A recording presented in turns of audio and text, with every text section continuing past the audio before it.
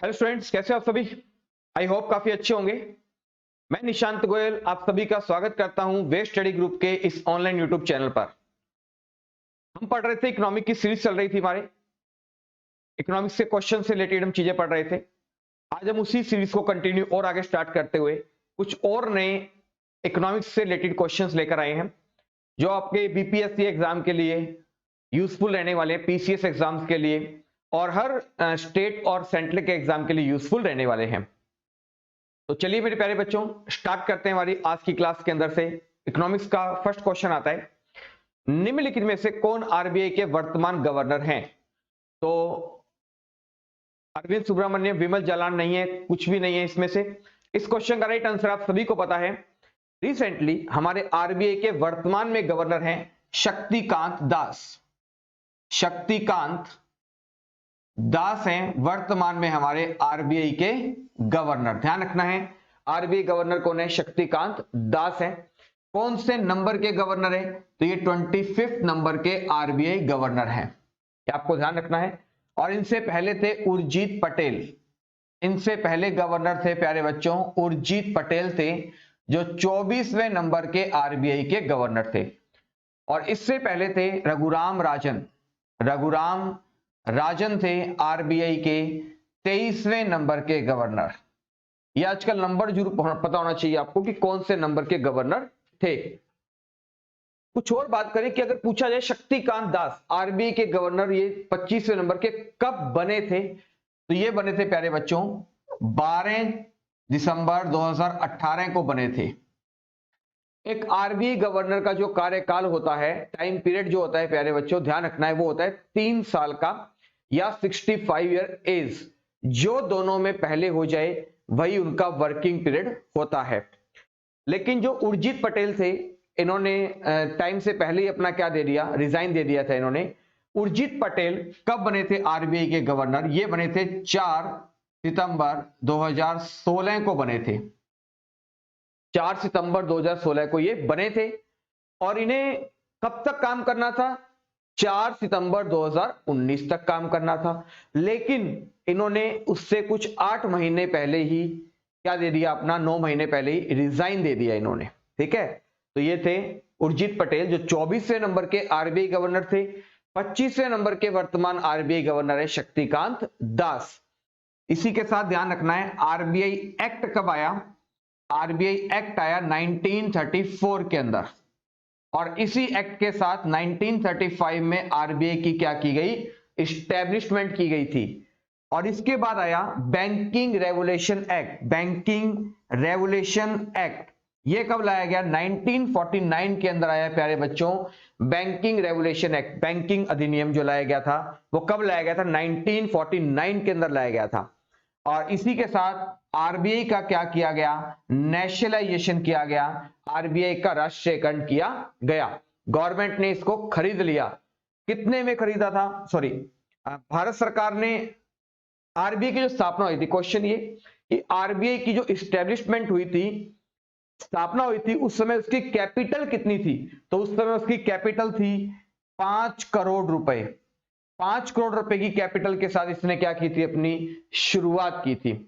और इसी के साथ ध्यान रखना है, आरबीआई के पहले गवर्नर कौन थे? सर ओसबॉर्न सिम थे। इस क्वेश्चन के अकॉर्डिंग देखें तो इसमें से कोई भी राइट आंसर नहीं है। इस क्वेश्चन का right answer option number 5, none of these है। ये सारे पहले रह चुके हैं। और एक चीज मैंने आपको और बताई थी कि आरबीआई के ऐसे या भारत के ऐसे कौन से व्यक्ति हैं जो आरबीआई गवर्नर, देश के वित्त मंत्री और देश के प्रधानमंत्री भी रह चुके हैं। वो है डॉक्टर मनमोहन सिंह जी। डॉक्टर मनमोहन सिंह जी ये आरबीआई गवर्नर भी रह चुके हैं 1982 से लेकर 85 तक। 15वें नंबर के गवर्नर रह चुके हैं। ये भारत देश के फाइनेंस मिनिस्टर भी रह चुके हैं और ये भारत देश के प्रधानमंत्री भी रह चुके हैं। ये ऐसे व्यक्ति कौन है? भारत के अर्थशास्त्री हैं डॉक्टर मनमोहन सिंह जी, जो आरबीआई गवर्नर भी रह चुके हैं उस टाइम पीरियड में, फाइनेंस मिनिस्टर भी रह चुके हैं ये 1981 के अंदर, देश के प्रधानमंत्री भी रह चुके हैं। ये आप सभी को ध्यान होगा 2004 से लेकर 2014 तक। लगातार ये 2 बार देश के प्रधानमंत्री बने और ये कौन से नंबर के थे? 14वें नंबर के क्या थे? भारत देश के प्रधानमंत्री थे। तो ये चीज आपको यहां से याद रखनी है। और आरबीआई का हेड ऑफिस है मुंबई के अंदर है। तो आपका एक क्वेश्चन देता हूं आपको, आपका क्वेश्चन ऑफ द डे है, आरबीआई की जब इस्टेब्लिशमेंट की गई थी उस समय उसका हेड ऑफिस था कैलकाटा के अंदर, और आरबीआई का रिसेंटली हेड ऑफिस कहां पर है? मुंबई के अंदर है। तो आपका क्वेश्चन ये है कि आपने मुझे बताना है कि उसका हेड ऑफिस कैलकाटा से मुंबई कब शिफ्ट किया गया। आरबीआई का हेड ऑफिस कैलकाटा से मुंबई कब शिफ्ट किया गया, यह आपने मुझे कमेंट बॉक्स में कमेंट करके बताना है। नेक्स्ट क्वेश्चन की बात करें, क्वेश्चन नंबर 2, भारत में सीमांत भूमि जोत का आकार है। तो इस क्वेश्चन का right answer option number D, 1 hectare से भी कम है। भारत देश के अंदर जो मार्जिनल लैंड होल्डिंग है उसके अंदर जो जोत का जो आकार है वो कितना है? 1 हेक्टेयर से कम है। इस क्वेश्चन का राइट आंसर है ऑप्शन नंबर 4, या अगर बात करें डी। नेक्स्ट क्वेश्चन की बात करें, ग्लोबलाइजेशन डज नॉट इंक्लूड, वैश्वीकरण में क्या शामिल नहीं होता है? तो इस क्वेश्चन का राइट आंसर है ऑप्शन नंबर डी, सार्वजनिक क्षेत्रों की इक्विटी का विनिवेश। ग्लोबलाइजेशन ये आप सभी को बताया था मैंने, अगर आपको चैप्टर याद होगा हमारे 5 ईयर प्लान्स के अंदर किया था, भारत देश के अंदर एलपीजी पॉलिसी को लाया गया, याद होगा, लिबरलाइजेशन, प्राइवेटलाइजेशन एंड ग्लोबलाइजेशन, उदारीकरण, निजीकरण और वैश्वीकरण की पॉलिसी को लाया गया। एलपीजी पॉलिसी भारत में कब लाई गई? 1991 में लाई गई थी। उस समय आपको ध्यान होगा कौन सी पंचवर्षीय योजना चल रही थी? कोई भी पंचवर्षीय योजना नहीं चल रही थी। उस समय क्या चल रहा था? 3rd प्लानिंग हॉलीडे चल रहा था, तीसरा योजना अवकाश चल रहा था। ध्यान रखना है आपने। उस समय एलपीजी को लाने का जो श्रेय जाता है वो जाता है डॉक्टर मनमोहन सिंह जी को, जो उस समय भारत देश के क्या थे? वित्त मंत्री थे। उस समय देश के वित्त मंत्री थे डॉक्टर मनमोहन सिंह जी, और इन्होंने ही कहा था कि अगर हमें देश की अर्थव्यवस्था को मजबूत करना है तो हमें हमारे देश की जो इकोनॉमिक के डेवलपमेंट में सुधार लाने पड़ेंगे, उनमें कुछ चेंजमेंट लाना पड़ेगा। तो चेंजमेंट किसने लेकर आए? डॉक्टर मनमोहन सिंह जी। चेंजमेंट लाने के लिए ही इन्हें कहा जाता है आर्थिक सुधारों का जनक, आर्थिक सुधारों का जनक। याद रखना है, आर्थिक सुधारों का जो फादर ऑफ इकोनॉमिक रिफॉर्म किसे कहा जाता है? डॉक्टर मनमोहन सिंह जी को कहा जाता है, क्योंकि आर्थिक नियोजन की शुरुआत की थी पंडित जवाहरलाल नेहरू ने, लेकिन उसके अंदर जो चेंजमेंट सुधार कौन लेकर आए? वो लेकर आए थे डॉक्टर मनमोहन सिंह जी। इसीलिए इन्हें कहा जाता है आर्थिक सुधारों का जनक, याद रखना है। और LPG, liberalisation, privatisation and globalisation. Liberalisation का मतलब था, एल का मतलब था लिबरलाइजेशन का मतलब था उदारीकरण। लाइसेंस प्रणाली को क्या किया गया? खत्म किया गया। लाइसेंस प्रणाली को क्या कर दिया गया? खत्म कर दिया गया। और कुछ चीजों को सरकार ने अपने पास रखा कि उसके लिए आज भी लाइसेंस की जरूरत है। जैसे शराब के लिए अगर आपको शॉप ओपन करनी है या बनानी है तो आपको लाइसेंस लेना पड़ेगा। पटाखों के लिए, उसके अलावा केमिकल्स के लिए, गन वगैरह के लिए, रासायनिक पदार्थों के लिए, इन 5 चीजों के लाइसेंस को सरकार ने अपने पास रखा और लाइसेंस प्रणाली को क्या कर दिया? खत्म किया गया। प्राइवेटाइजेशन का मतलब निजीकरण। जो कुछ कंपनियां थी उन्हें प्राइवेटाइजेशन किया गया, उन्हें चेंज किया गया। जो सरकार की थी उन्हें प्राइवेट किया गया। नई प्राइवेट कंपनीज को ओपन करने की क्या दी गई? परमिशन दी गई। ठीक है। इसके अलावा सरकार ने परिवहन को और परमाणु मंत्रालय को अपने पास रखा, बाकी सभी को उन्होंने क्या कर दिया? प्राइवेट कर दिया। ग्लोबलाइजेशन का मतलब होता है कि इंपोर्ट एक्सपोर्ट को बढ़ावा दिया गया। तो क्वेश्चन में देखते हैं कि आयात शुल्क में कमी लाई गई, बिल्कुल सही है। रिडक्शन ऑफ इंपोर्ट ड्यूटीज को क्या किया गया? कम किया गया। एबोलिशन ऑफ इंपोर्ट लाइसेंस, आयात लाइसेंस को क्या किया गया? कम किया गया, उन्मूलन किया गया। Free flow of FDI, FDI का मतलब था फॉरेन डायरेक्ट इन्वेस्टमेंट, एफडीआई को मुक्त प्रवाह किया गया।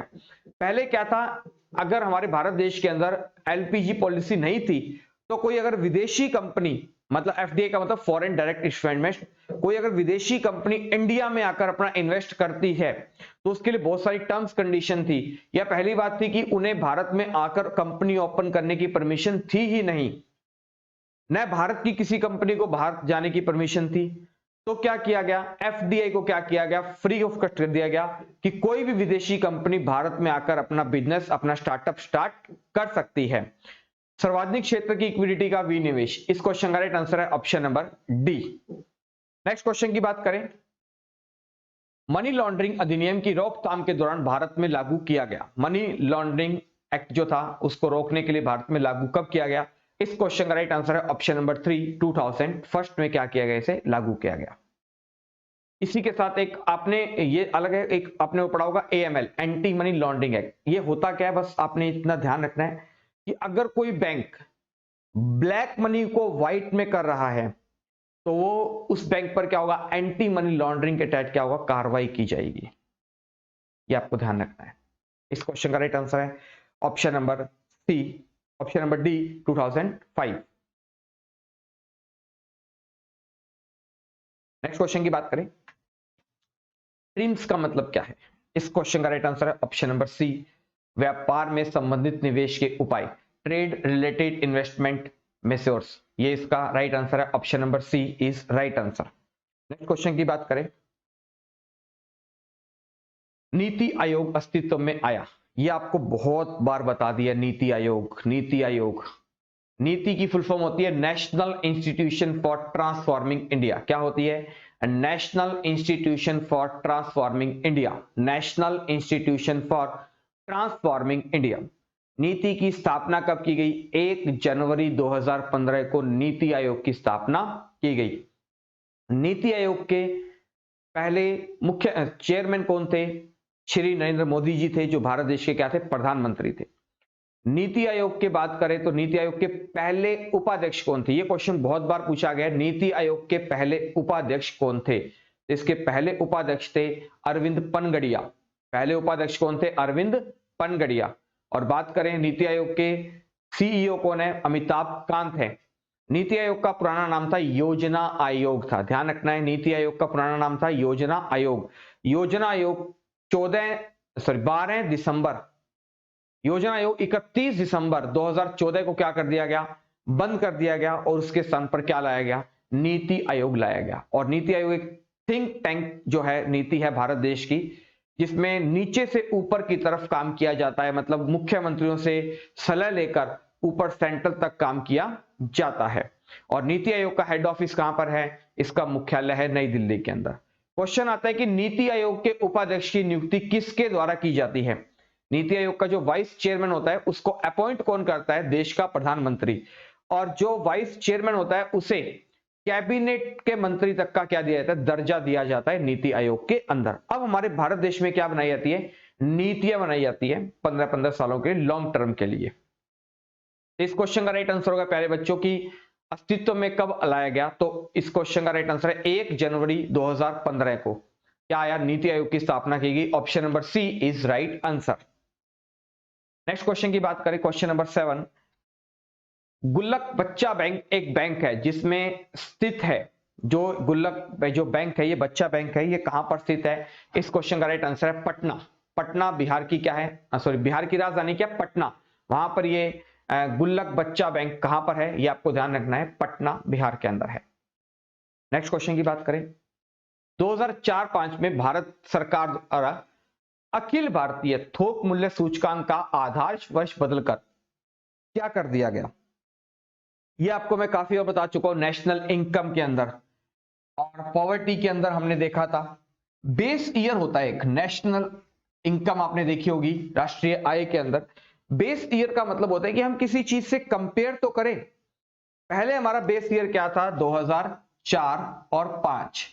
अगर हमें कोई कंपेयर करना होता था, जैसे मान लीजिए 2009 के अंदर 10 के अंदर किसी प्रोडक्ट का प्राइस हो गया 100 रुपए, ठीक है, और 2004-5 के अंदर उसी प्रोडक्ट का प्राइस था 65 रुपीस, और 2008-9 के अंदर उसका प्राइस था प्यारे बच्चों 92 रुपीस मान लेते हैं। तो हम जो कंपेयर करते थे ना, बेस मानते थे, वो मानते थे कि 2004-5 के अंदर उस पेन का या उस कोई भी पेन प्रोडक्ट है उसका प्राइस था 65 रुपीस, जो अब बढ़कर कितना हो गया है 100 रुपए हो गया। बेस ईयर लेकर चलते थे। जैसे मैंने कहा कि एक बेबी है, बॉर्न बेबी ने जन्म लिया था एक, अब चल रहा है 2020। मैंने कहा कि बताइए इसकी उम्र कितनी है। इतना पता है कि लास्ट ईयर आया तो इस साल 1 साल का तो होगा नहीं, है ना, लास्ट ईयर नहीं आया मान लीजिए। बेस ईयर नहीं पता आपको, मतलब उसका जन्म कब हुआ उसका आपको वो पता होगा, तभी तो आप बता सकते हो ना कि उससे लेकर अब तक वो इतने साल का हो गया है। वही चीज है यहां पर भी, बेस ईयर। तो पहले बेस ईयर था 2004-5। भारत सरकार द्वारा अखिल भारतीय थोक मूल्य सूचकांक का आधार वर्ष बदलकर क्या रख दिया है, 2011-12 कर दिया है। पहले था 2004-5, जिसे बदलकर क्या कर दिया, 2011 और 12 क्या कर दिया है, हमारा आधार वर्ष कर दिया है। अगर हम कोई भी चीज का कैलकुलेशन करते हैं, नेशनल इनकम की कैलकुलेशन करते हैं, तो हम ये देखते हैं कि 2011-12 में उसका क्या प्राइस था, या उस समय पर पर्सन इनकम कितनी थी, और अब हम देखते हैं कि 2020 के अंदर पर पर्सन इनकम कितनी आ रही है। 2011-12 के अंदर उस प्रोडक्ट का प्राइस था 50 रुपए, 2020 के अंदर उस प्रोडक्ट का प्राइस हो गया 200 रुपए।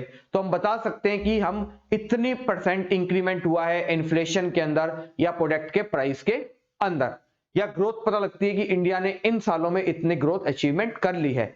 तो वर्तमान में हमारा बेस ईयर क्या चल रहा है, option number second is right answer, 2011 और 12। नेक्स्ट क्वेश्चन की बात करें, निम्नलिखित में से कौन सा दृष्टिकोण प्रोफेसर अमर्त्य सेन के साथ जुड़ा हुआ है। तो अमर्त्य सेन आप सभी को पता है, ये भारत देश के एक अर्थशास्त्री थे। अमृत सेन के नाम से जुड़ा हुआ है, ये भारत देश के एक अर्थशास्त्री थे। दृष्टिकोण प्रोफेसर, इस क्वेश्चन का राइट आंसर है ऑप्शन नंबर बी, क्षमता दृष्टिकोण से ये क्या थे, बाधित थे। नेक्स्ट क्वेश्चन की बात करें, क्वेश्चन नंबर 10, निम्नलिखित में से कौन सा एक बंधन है जिसके माध्यम से भारतीय संस्थाएं विदेशी बाजारों में रुपए और विदेशी मुद्रा में पैसा नहीं बढ़ा सकती है। तो इस क्वेश्चन का राइट आंसर है ऑप्शन नंबर बी, मसाला ब्रांड के अंदर कर सकती है, मसाला बॉन्ड जो होता है उसके अंदर विदेशी मुद्रा में पैसा नहीं बढ़ा सकती है। अब ये आता है कि मसाला बॉन्ड क्या होता है, ये हमें पता होना चाहिए, मसाला बॉन्ड क्या होता है। तो देखिए प्यारे बच्चों, ये होता क्या है। मसाले, एक बिल्कुल बेसिक से शुरुआत करता हूं इसकी मैं। मसालों का जैसे ही नाम आता है, तो अगर मैं आपसे एक बेसिक सा क्वेश्चन पूछूं कि मसालों का शहर किसे कहा जाता है, तो मसालों का शहर कहा जाता है केरल को। मसालों का शहर किसे कहा जाता है, केरल को कहा जाता है। तो यहीं से आता है कि Kerala infrastructure investment fund board, Kerala infrastructure investment fund board ने लंदन में स्टॉक एक्सचेंज के अंदर 2150 करोड़ रुपए का मसाला बॉन्ड क्या किया है, जारी किया है। यह मसाला बोर्ड को कब अपनाया गया केरल में, 1999 के अंदर इस मसाला बॉन्ड को 1999 के अंदर क्या किया गया, केरल के अंदर अस्तित्व के अंदर लाया गया था। केरल सरकार के अस्तित्व में लाया गया, केरल राज्य के अंदर महत्वपूर्ण व बड़े बुनियादी ढांचों का विकास करने के लिए। इसका मोटिव क्या था कि केरल राज्य के अंदर बहुत बड़े स्तर पर, लार्ज स्केल पर केरल स्टेट के अंदर विकास करना, उद्योगों का विकास करना, बुनियादी ढांचे को मजबूत करना, यह उनका मेन मोटिव था। तो मसाला जो बॉन्ड है किसके द्वारा किया गया था, Kerala infrastructure investment fund board के द्वारा जनरेट किया गया था। और इसमें विदेश बैंक के साथ हर साल कुछ एग्रीमेंट्स वगैरह किया जाता है, बॉन्ड जनरेट किए जाते हैं, यह है मसाला बॉन्ड। तो इस क्वेश्चन का राइट आंसर है ऑप्शन नंबर बी, मसाला बॉन्ड। नेक्स्ट क्वेश्चन की बात करें, is of doing business index द्वारा तैयार और प्रकाशित किया जाता है। इज ऑफ डूइंग बिजनेस जो इंडेक्स है, इसे कौन तैयार करता है।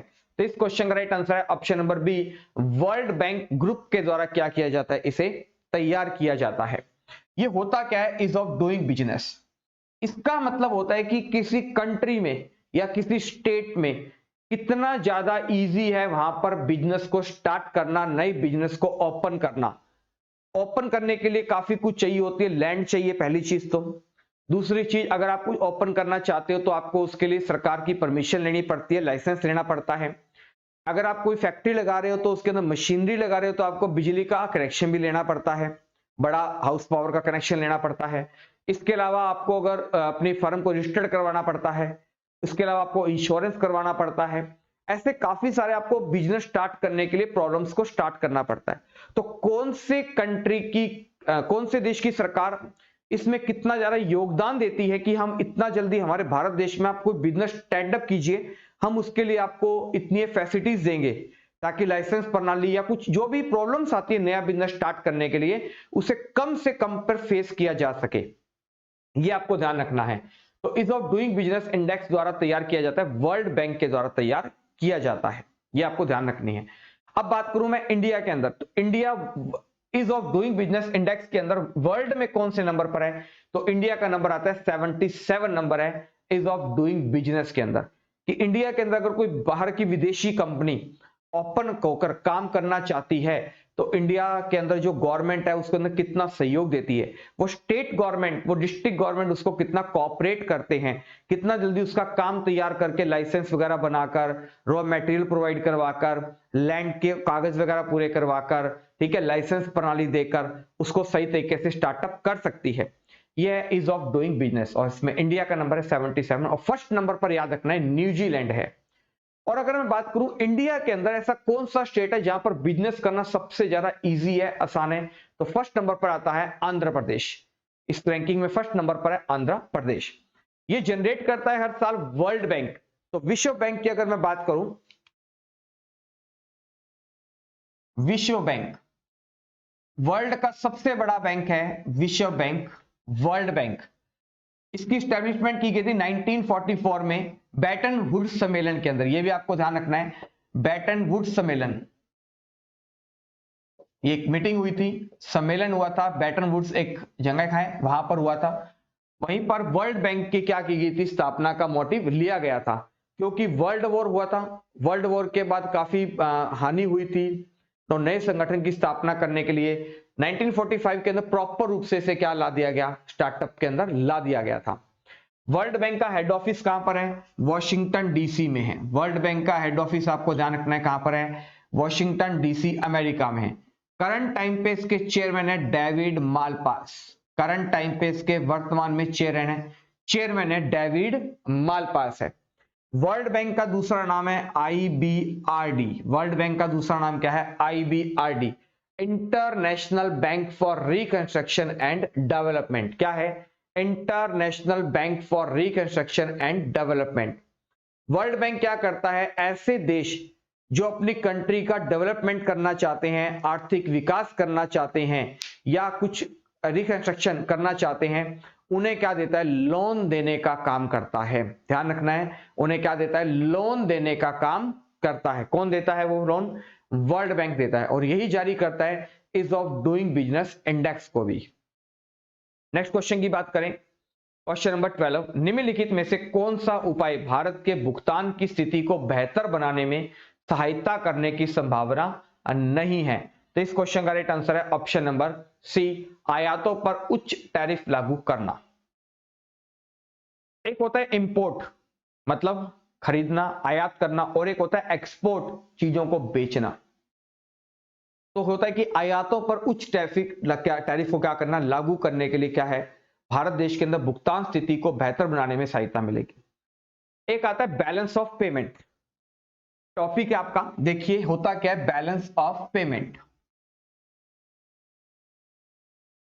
ये मान लीजिए एक कोई कंपनी है, ये कंज्यूमर है या कस्टमर है जो भी इस चीजों का यूज कर रहा है, ठीक है, ये है कंपनी है और ये है कंज्यूमर या कस्टमर। अब जो कंपनी है वो क्या बनाती है, प्रोडक्ट्स बनाती है, डेवलप करती है, उसे खरीदता कौन है, उसका यूज कौन करता है, उसका कंजप्शन करती है, खपत करती है वो सरकार, जनता करती है जो उसको खरीद रही है। अब जनता के पास पैसा कहां से आएगा, पैसे के लिए अगर मान लीजिए कंपनी क्या करती है, इंफ्रास्ट्रक्चर के लिए काम करती है, इंफ्रास्ट्रक्चर के लिए क्या करेगी, ये अपनी कंपनी में, अपनी फैक्ट्री में काम करने के लिए क्या करेगी, लेबर को, मजदूर को क्या करेगी, हायर करेगी। ये लीजिए सारा लेबर कहां काम कर रही है, इस फैक्ट्री में काम कर रही है काम लेबर। अब ये लेबर अगर काम करेगी, मजदूरी काम करेंगे, तो इनको बदले में क्या मिलेगा, पैसा मिलेगा। ये पैसा पहुंच गया इन मजदूरों के पास, आ गया पैसा। अब ये पैसा आने से मजदूर लोग क्या करेंगे, मार्केट में जाकर दूसरी कंपनीज वालों से या दुकानदारों से क्या खरीदेंगे, चीजें खरीदेंगे, क्योंकि इंडिया में ही चीजें खरीद रहे हैं और इंडिया में क्या चल रही है, इंडियन करेंसी चल रही है, जाकर ये खरीद रहे हैं, जिससे क्या हो रहा है, देश का डेवलपमेंट हो रहा है, डिमांड बढ़ रही है चीजों की और देश के अंदर बढ़ता जा रहा है। अब मान लीजिए कस्टमर है मिस्टर ए, इसके पास पैसा काफी आ गया, इसने कहा कि मुझे ना एक टीवी खरीदा इसने। अब टीवी लेकर ये घर में आ गया और टीवी में ऐड देखी इसने, टीवी में ऐड देखी इसने लैम्बोर्गिनी गाड़ी की या कोई इंटरनेशनल टीवी की ऐड देखी।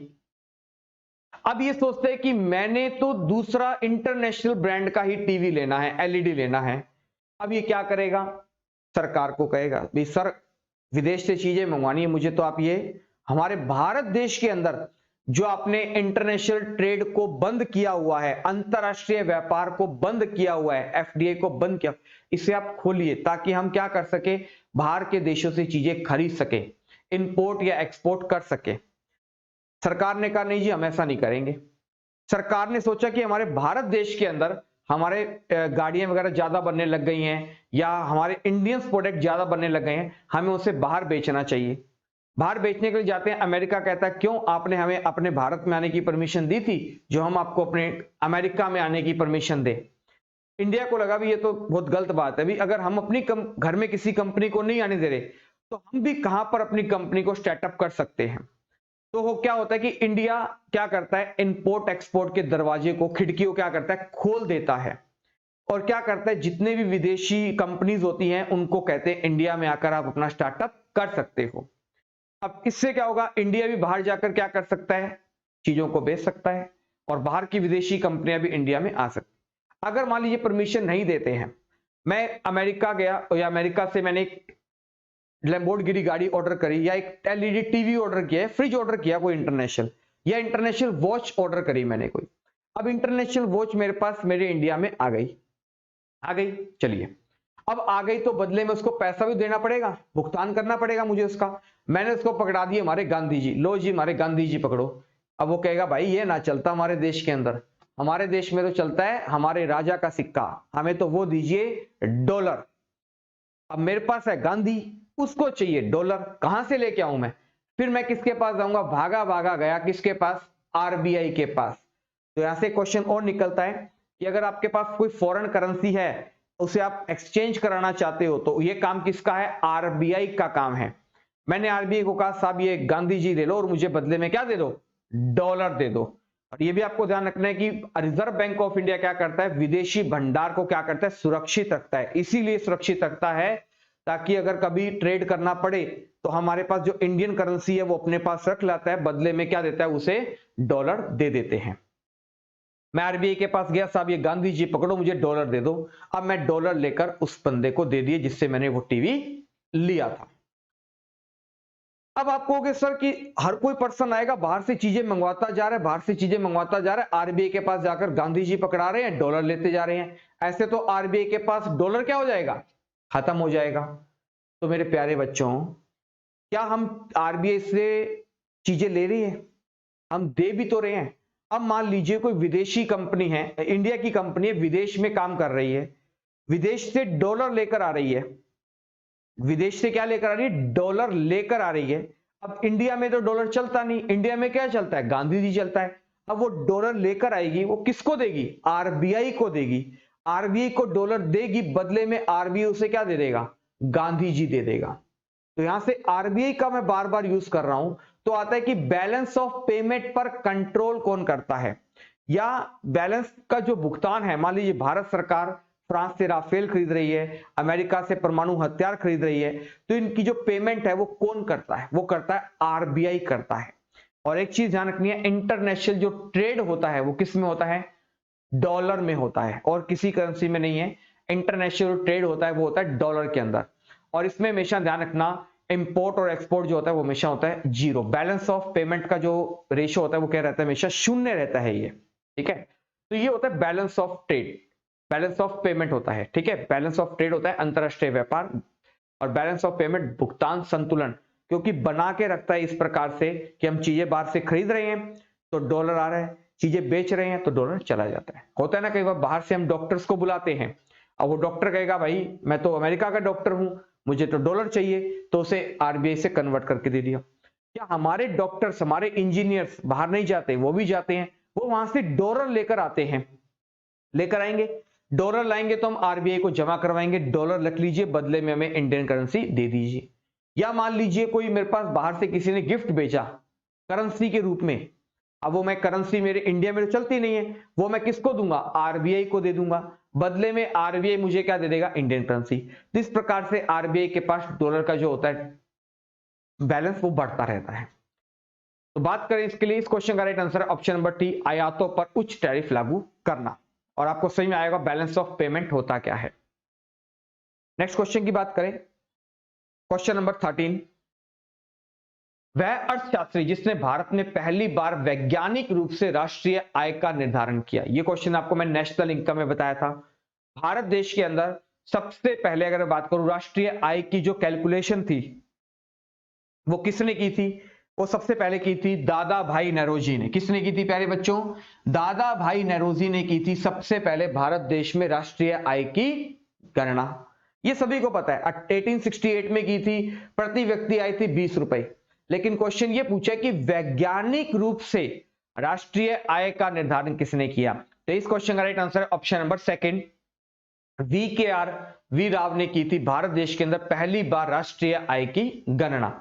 और अगर पूछूं वर्तमान में भारत देश की राष्ट्रीय आय की गणना कौन करता है? वो करता है एनएसओ करता है, राष्ट्रीय सांख्यिकी संगठन करता है भारत देश के अंदर राष्ट्रीय आय की गणना। नेशनल इनकम जो होती है साल में एक बार कैलकुलेट की जाती है, और इसके अंदर आपको बताया था जीडीपी, जीएनपी, एनएनपी, एनडीपी, ये चार होते हैं। और जीडीपी की कैलकुलेशन की जाती है साल के अंदर 4 बार की जाती है, क्वार्टरली की जाती है, हर 3-3 महीने बाद जीडीपी को कैलकुलेट किया जाता है। नेक्स्ट क्वेश्चन की बात करूं, क्वेश्चन नंबर आता है 14, किसकी सिफारिश पर भारत में सेवा कर पेश किया गया था? Service tax was introduce in India on the recommendation of. तो भारत देश के अंदर जो सेवा कर किया गया था उस क्वेश्चन का right answer option number second, Raja J Chelliah समिति की सिफारिश पर भारत देश के अंदर सेवा कर को क्या किया गया था? शामिल किया गया था। और इसकी शुरुआत की गई थी 1993 के अंदर। सर्विस टैक्स की शुरुआत का जो श्रेय जाता है, इसकी सिफारिश की थी राजा जे चेलनिया समिति ने। कब की थी? 1993 के अंदर सर्विस टैक्स की शुरुआत की गई थी। टैक्स आप सभी को पता है दो प्रकार का होता है, first one is direct tax और एक होता है इनडायरेक्ट टैक्स। नेक्स्ट क्वेश्चन की बात करें, भारत की पहली पंचवर्षीय योजना किस पर आधारित थी? मतलब नाम से देख रखें तो इसका मतलब कौन से मॉडल पर आधारित थी? हराल्ड डॉमर मॉडल पर आधारित थी, महालुबोनिस मॉडल पर आधारित थी, दादा भाई नौरोजी मॉडल पर आधारित थी, या जवाहरलाल नेहरू मॉडल पर आधारित थी? तो देख लीजिए इसके अंदर दो ही सही हैं। जो पहली पंचवर्षीय योजना थी वो कौन से मॉडल पर आधारित थी? तो पहले उसका टाइम पीरियड देख लीजिए। टाइम पीरियड, पहली पंचवर्षीय योजना कब से कब तक चली? 1951 से लेकर 56 तक चली पहली पंचवर्षीय योजना। कौन से मॉडल पर आधारित थी? हेराल्ड डॉमर मॉडल पर आधारित थी, हेराल्ड डॉमर मॉडल पर आधारित थी। इस पर काम किया गया था प्यारे बच्चों, एग्रीकल्चर पर, कृषि क्षेत्रों पर क्या दिया गया? बल दिया गया।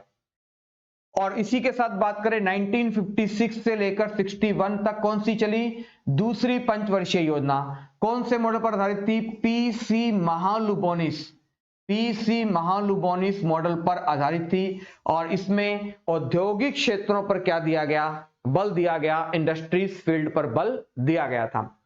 तो इस क्वेश्चन का राइट आंसर, पहली पंचवर्षीय योजना पूछा है तो वो थी हेराल्ड डॉमर मॉडल पर, option number first is right answer. दादा भाई नौरोजी वही थे जिन्होंने भारत देश के अंदर सबसे पहले राष्ट्रीय आय की क्या की थी? जनगणना की थी। पंडित जवाहरलाल नेहरू कोई मॉडल था ही नहीं ऐसा, ये हमारे देश के पहले प्रधानमंत्री थे, ठीक है, ध्यान रखना है। नेक्स्ट क्वेश्चन की बात करूं, काली क्रांति जारी है। काली क्रांति, ब्लैक जो रेवोल्यूशन था, अब ये क्रांतियां आ गई। क्रांतियां हमें पता होनी चाहिए।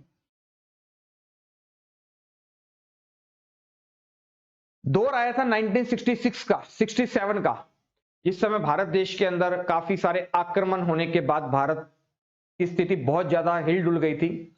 उस समय हरित क्रांति को भारत देश के अंदर लाया गया। हरित क्रांति, ग्रीन रेवोल्यूशन, हरित क्रांति। हरित क्रांति कब लाई गई? 1966-67 के अंदर भारत देश में हरित क्रांति को लाया गया। हरित क्रांति की अगर बात करें, हरित क्रांति को भारत में लाने का जो श्रेय जाता है, फादर ऑफ ग्रीन रेवोल्यूशन किसे कहा जाता है? वो कहा जाता है एमएस स्वामीनाथन को कहा जाता है। एमएस स्वामीनाथन को हरित क्रांति का जनक कहा जाता है भारत के अंदर। और अगर मैं विश्व की बात करूं, वर्ल्ड में father of green revolution in world में किसे कहा जाता है? तो वो है नॉर्मन बोरलॉग को कहा जाता है। नॉर्मन बोरलॉग को कहा जाता है। हरित क्रांति की शुरुआत की गई थी। क्वेश्चन आता है कि हरित क्रांति की शुरुआत थी, ये कहां से की गई थी? पंतनगर से इसकी शुरुआत की गई थी। और कौन से खाद्य अनाज के उत्पादन पर बल दिया गया था? तो हरित क्रांति के अंदर गेहूं और चावल के उत्पादन पर बल दिया गया था। व्हीट एंड राइस के प्रोडक्शन पर क्या किया था? काम किया गया था। हरित क्रांति की शुरुआत के साथ ही बाद में धीरे धीरे ऑपरेशन फ्लड चलाया गया, जो किसके लिए था? श्वेत क्रांति, दूध उत्पादन के लिए। तो आपको क्रांतियां पता होनी चाहिए। श्वेत क्रांति का संबंध किससे था? व्हाइट रेवोल्यूशन, मिल्क प्रोडक्शन से संबंधित थी। इसी के साथ आता है रेड, लाल क्रांति का संबंध किससे था? तो लाल क्रांति का संबंध किससे था प्यारे बच्चों? मांस और टमाटर से संबंधित थी। इसी के साथ बात करें कि स्वर्ण क्रांति का संबंध किससे था? गोल्डन रेवोल्यूशन का संबंध किससे था? तो वो था फ्रूट और हनी से संबंधित थी, फल और शहद के उत्पादन से संबंधित थी। फिर बात करें अगर रजत क्रांति का संबंध, सिल्वर रेवोल्यूशन का संबंध किससे था? तो वो था अंडा उत्पादन से संबंधित थी। इसी के प्रकार पीली क्रांति पूछू, येलो रेवोल्यूशन का संबंध किससे था? तो वो था प्यारे बच्चों तिलहन से, ऑयल सीड से संबंधित थी। तो इसी प्रकार से क्वेश्चन पूछे कि काली क्रांति जारी की गई थी, इसका संबंध किससे था? कच्चे तेल के उत्पादन से संबंधित थी, पेट्रोलियम से संबंधित थी, ये कच्चे तेल से संबंधित थी ये। ठीक है, याद रखना है, काली क्रांति का संबंध था कच्चे तेल का उत्पादन। और शुरुआत सबसे पहले थी हरित क्रांति से। हरित क्रांति क्वेश्चन पूछा जाता है, हरित क्रांति की जो स्थापना की गई थी, कौन सी पंचवर्षीय योजना में हरित क्रांति को लाया गया?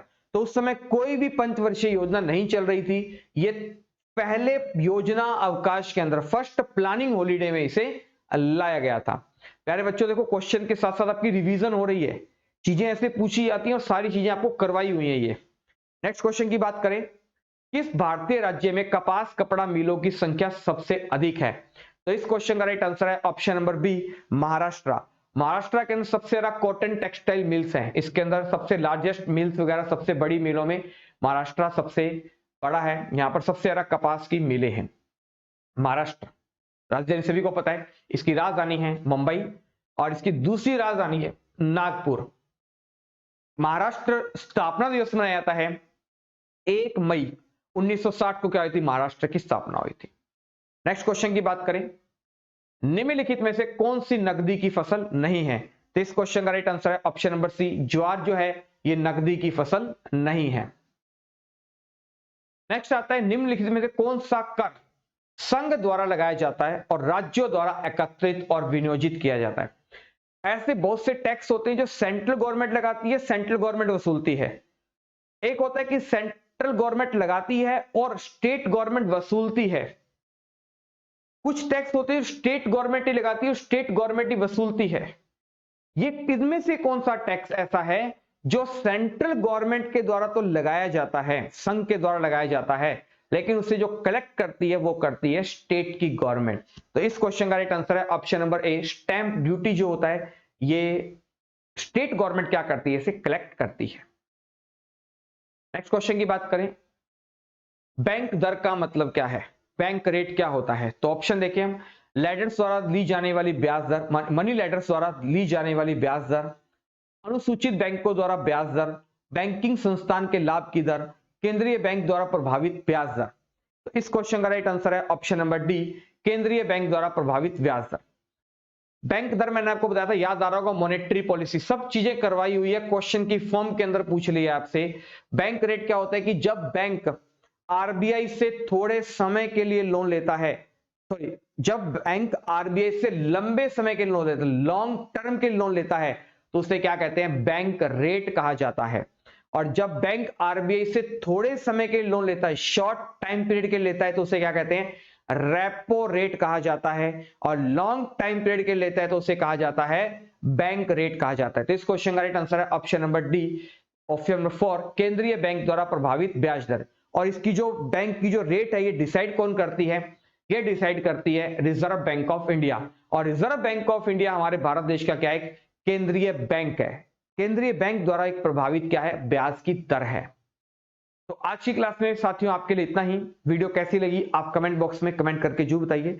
हमारी ये इकोनॉमिक्स की क्वेश्चन की सीरीज चलती रहेगी आपके एग्जाम के पॉइंट ऑफ व्यू से, तो आप सभी जने इसका लाभ उठा सकते हैं। काफी इंपॉर्टेंट क्वेश्चन है प्रीवियस ईयर के अंदर जो पूछे गए हैं, क्योंकि हमारी वेद स्टडी ग्रुप की जो पूरी टीम है वो आपके लिए प्रयास करती है कि आपको बढ़िया से बढ़िया कंटेंट मिले। टॉपिक के बाद हमने आपसे प्रॉमिस किया था कि आपको क्वेश्चन सीरीज भी करवाई जाएगी, प्रीवियस ईयर के क्वेश्चंस करवाए जाएंगे, ताकि आपको पता रहे कि एग्जाम में कैसे कैसे क्वेश्चन पूछे जाते हैं, वर्डिंग क्या होती है। देखकर लगाओगे ऐसा कोई क्वेश्चन नहीं था जो आपको नहीं करवाया हुआ इकोनॉमिक्स के अंदर। इसी प्रकार से हिस्ट्री, ज्योग्राफी, साइंस सभी की आपको प्रॉपर रूप से टेस्ट सीरीज वगैरह चलती रहती है। आप उनका यूज कीजिए, पढ़ते रहिए, टाइम दीजिए अपना, यही हमारा एक लक्ष्य है। तो धन्यवाद साथियों, थैंक यू।